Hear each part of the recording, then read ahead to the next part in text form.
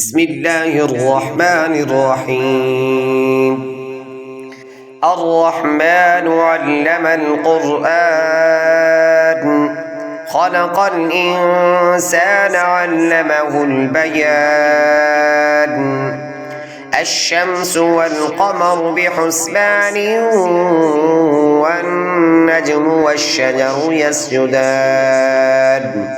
والسماء رفعها ووضع الميزان ألا تطغوا في الميزان وأقيموا الوزن بالقسط ولا تخسروا الميزان.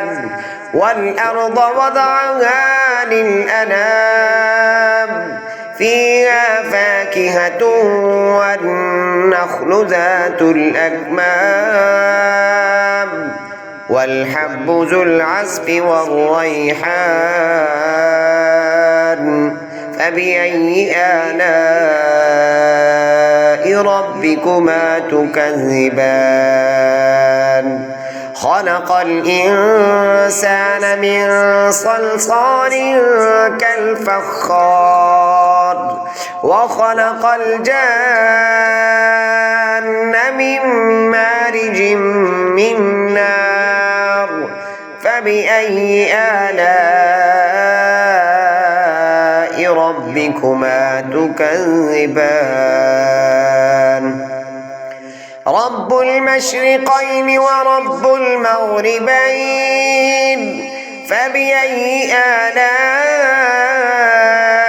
ربكما تكذبان؟ مرج البحرين يلتقيان بينهما برزخ لا يبغيان. فبأي آلاء ربكما تكذبان؟ يخرج منهما اللؤلؤ والمرجان.